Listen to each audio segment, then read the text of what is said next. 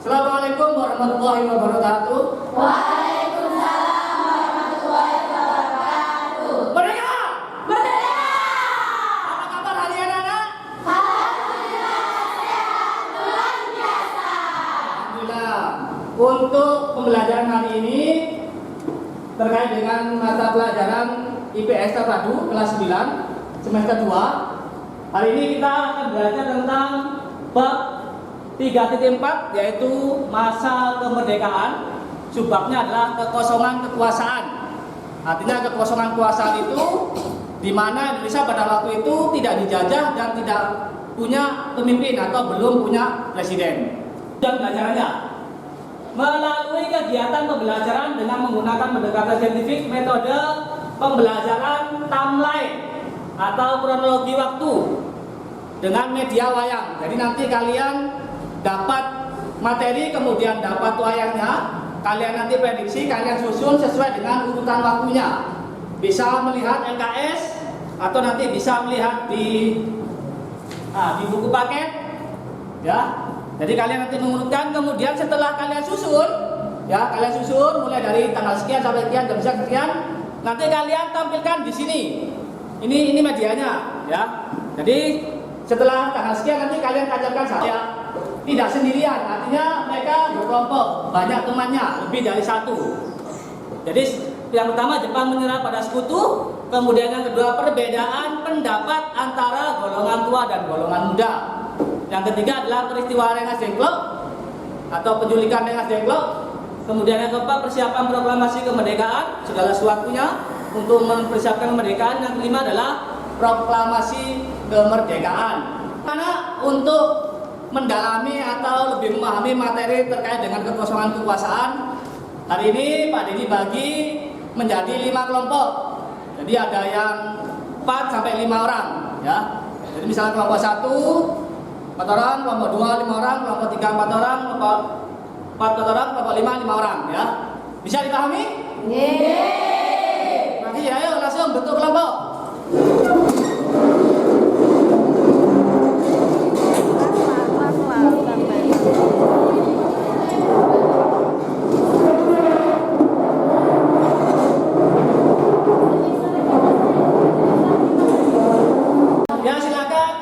Dipelajari, dibaca kronologi urutan waktunya, ya. Ini sambil bantu ini ya, nanti ada apa-apa, ya. Itu satu anak yang presentasi juga ada apa-apa. Ya, sambil di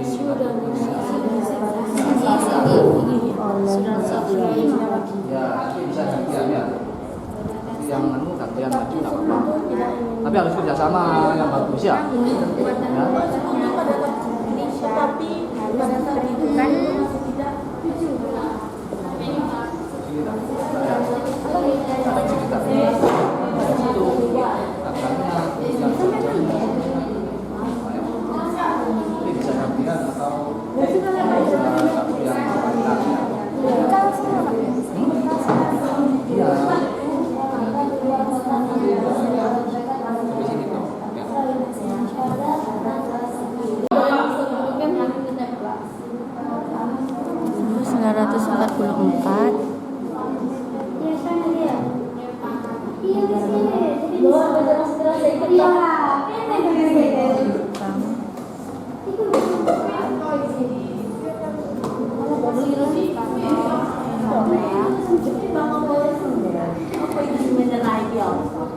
keluar kota dengan tujuan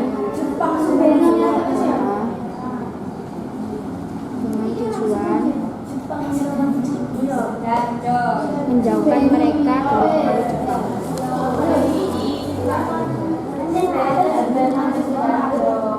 Nah, waktunya diskusi sudah habis atau selesai. Waktunya presentasi hasil diskusi dengan kelompok kalian masing-masing, ya. Siapa yang mau maju duluan? Saya Pak. Nah, ya kelompoknya Pin sama Dinda, ayo.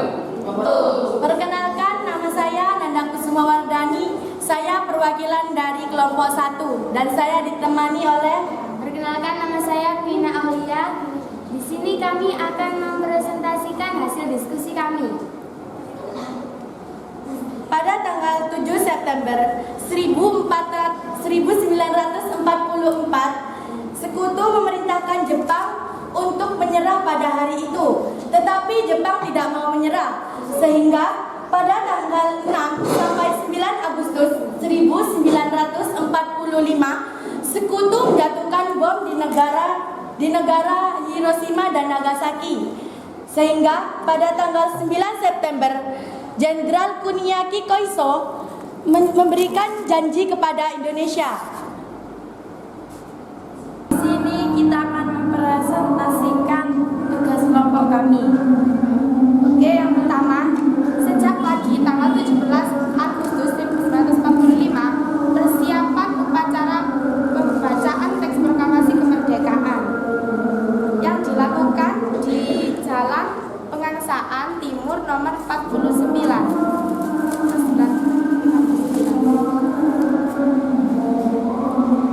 Halaman rumah Soekarno sudah dipadati oleh massa menjelang pembacaan teks proklamasi. Dan isi teks proklamasi tersebut sebagai berikut. Tepat pukul 10 WIB, upacara proklamasi kemerdekaan dimulai. Saya ucapkan terima kasih kepada anak-anak untuk pembelajaran hari ini. Bab tentang masa kemerdekaan, sebabnya ada kekuasaan. Kita sudah belajar banyak bagaimana peristiwa penting di dalam negeri pada waktu itu. Ya, pembelajaran sudah aktif, interaktif dan menyenangkan. Sekian dari saya. Terima kasih. Wassalamualaikum warahmatullahi wabarakatuh. Merdeka!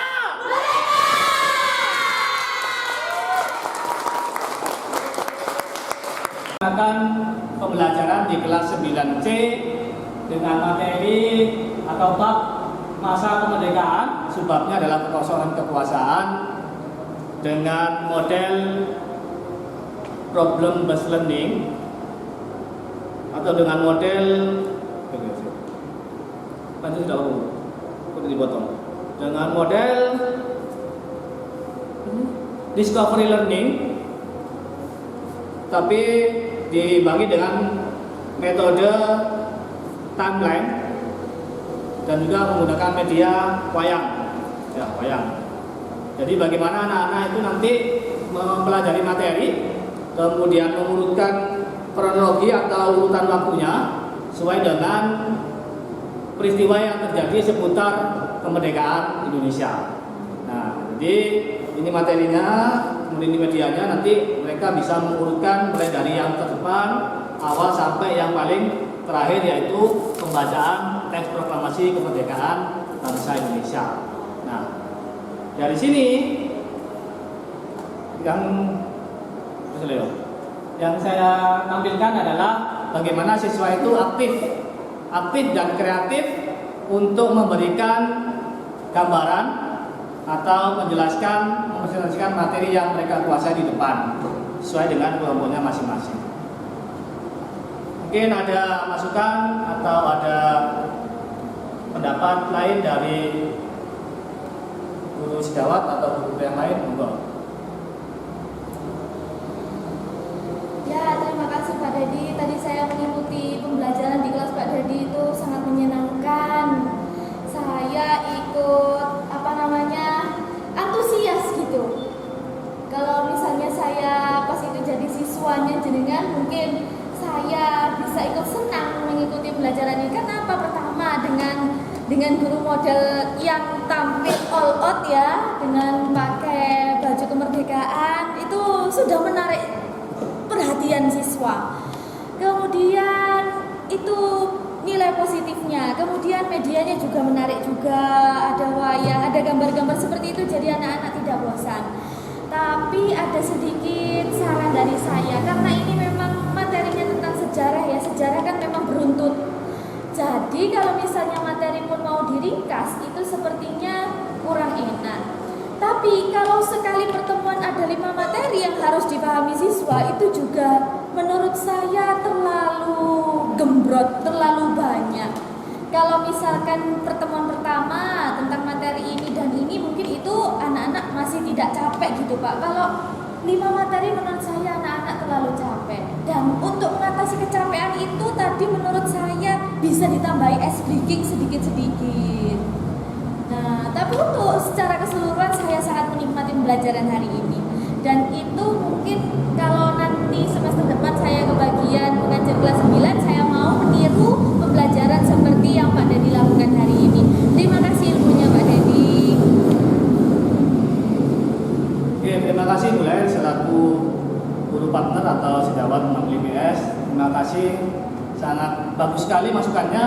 Ya, memang tadi setelah pembelajaran dirasa agak berat ya, maksudnya agak banyak materinya.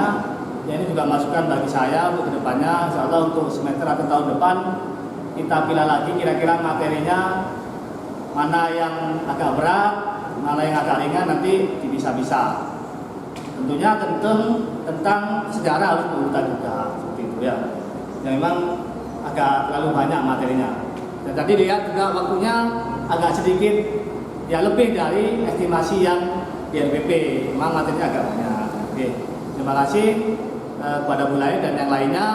Kalau memang pembelajaran hari ini bisa menginspirasi Bapak Ibu guru, saya ucapkan alhamdulillah dan terima kasih. Kalau mau diadopsi monggo, sesuai dengan kreatif dan inovatif Bapak Ibu guru masing-masing. Ya, terima kasih. Sekali lagi terima kasih kepada Bu Lain dan juga yang lainnya. Saya ucapkan wassalamualaikum warahmatullahi wabarakatuh. Waalaikumsalam.